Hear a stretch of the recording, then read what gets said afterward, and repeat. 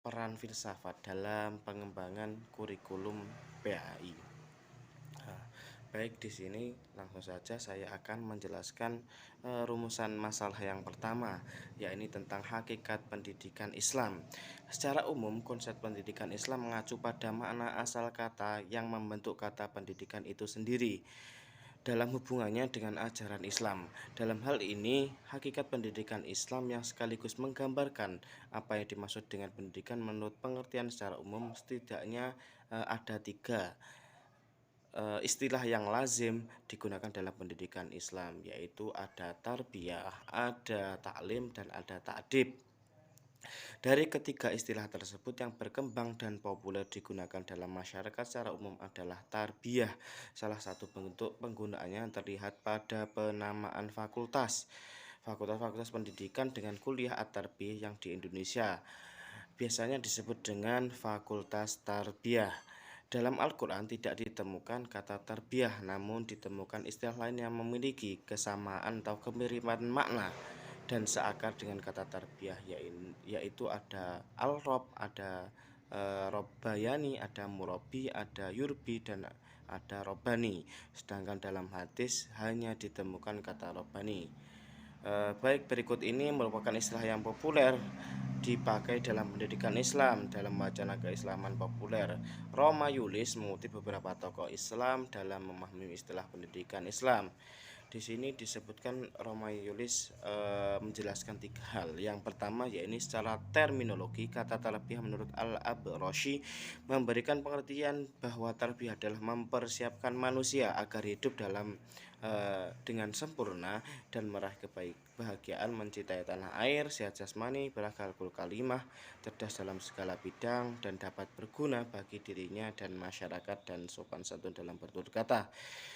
Pada poin kedua yang dijelaskan oleh Roma Yulis, yakni sedangkan taklim menurut Rashid Ridho merupakan proses transmisi berbagai ilmu pengetahuan dalam jiwa seseorang tanpa ada batas.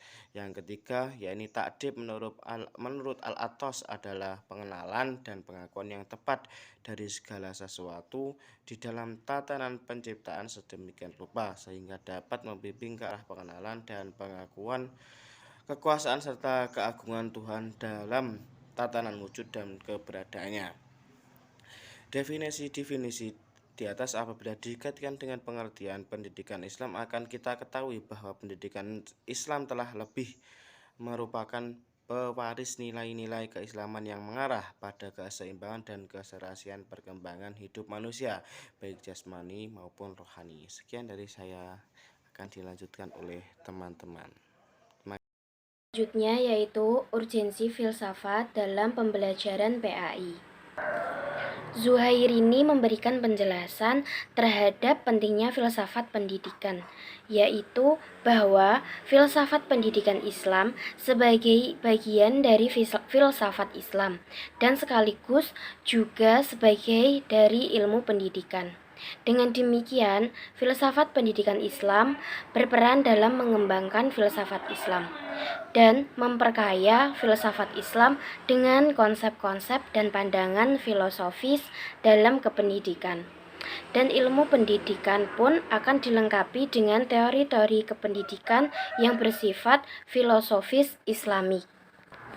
Sedangkan secara praktis atau dalam prakteknya, filsafat pendidikan Islam banyak berperan dalam memberikan alternatif-alternatif pemecahan berbagai macam problem yang dihadapi oleh pendidikan Islam dan memberikan pengarahan terhadap perkembangan pendidikan Islam. Dan yang selanjutnya akan dilanjutkan oleh teman saya. Assalamualaikum warahmatullahi wabarakatuh. Di sini saya Nur Fajri Ayuningsi akan meneruskan presentasi dari teman saya, yang mana saya akan membahas tentang tipologi pemikiran filsafat pendidikan Islam. Nah, di dalam kehidupan bermasyarakat sendiri, pastinya kita sangat banyak sekali berbagai macam rintangan ataupun tantangan. Nah, di sini filsafat adalah sebagai bentuk penengah atau sebagai bentuk penyelesaiannya, yang mana pengertian filsafat sendiri adalah sebuah hasil pemikiran dari para ahli filsuf. Nah, filsafat itu sangatlah berguna bagi seluruh budaya manusia karena filsafat itu bersifat menengahi. Lalu, perkembangan filsafat pendidikan Islam. Nah, aktivitas pendidikan Islam itu kan timbul pada saat pada masa Nabi Adam dan Siti Hawa atau sejak pertama kali manusia dilahirkan. Ketika Rasulullah SAW menerima ayat pertama dari Al-Quran, ia bukan menerima ayat tentang perintah untuk sholat, puasa, zakat, atau yang lainnya. Namun, Rasulullah SAW menerima perintah untuk membaca atau iqra.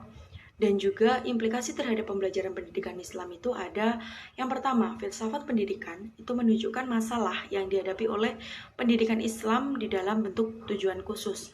Lalu yang kedua ada filsafat pendidikan Islam itu bertujuan untuk menjabarkan tujuan umum pendidikan Islam.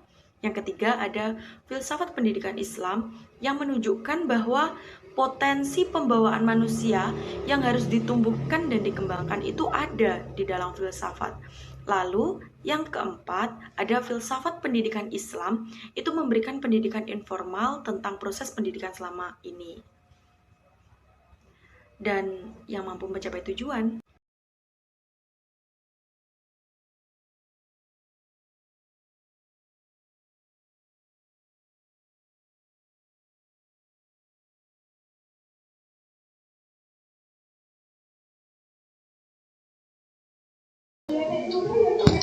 Assalamualaikum warahmatullahi wabarakatuh.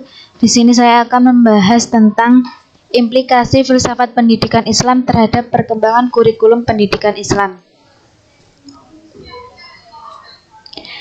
Filsafat pendidikan Islam merupakan sesuatu yang mempelajari tentang pandangan dari sistem dan aliran-aliran filsafat dalam Islam terhadap masalah kependidikan dan bagaimana pengaruhnya terhadap pertumbuhan dan perkembangan umat Islam.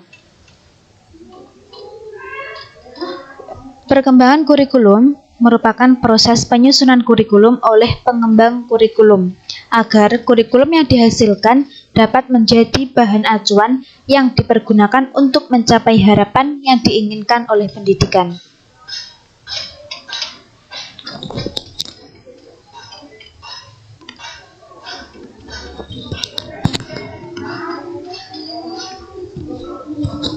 Bertolak dari tipologi filsafat pendidikan, maka implikasinya dalam pengembangan kurikulum pendidikan Islam dapat dilihat dari komponen-komponen kurikulumnya yang meliputi tujuan, isi, pola belajar mengajar, atau strategi pembelajaran dan evaluasinya dengan menggunakan sudut pandang etimologi filsafat pendidikan.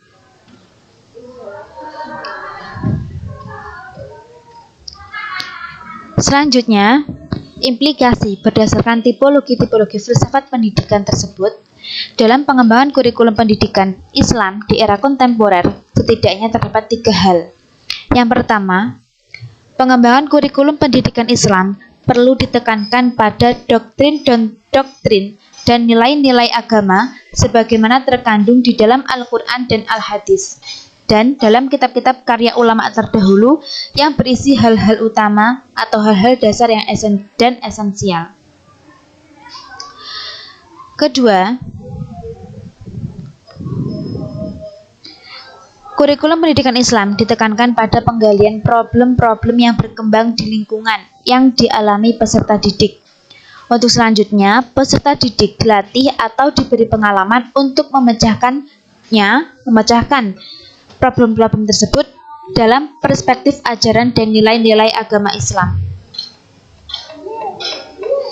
Ketiga, kurikulum pendidikan Islam perlu menekankan perhatian pada masalah-masalah atau problem-problem sosial dan budaya yang dihadapi oleh masyarakat dan melatih peserta didik untuk memecahkan masalah-masalah tersebut melalui pengetahuan dan konsep-konsep yang telah diketahui.